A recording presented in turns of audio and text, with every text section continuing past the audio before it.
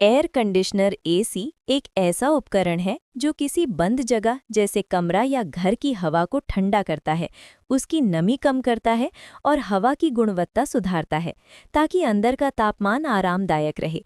ये गर्म हवा को बाहर निकालकर और ठंडी नमी मुक्त हवा को अंदर फैलाकर काम करता है, जिसमें प्रशीतन चक्र या रेफ्रिजरेशन साइकिल और रेफ्रिजरेंट शीतलक का उपयोग होता है।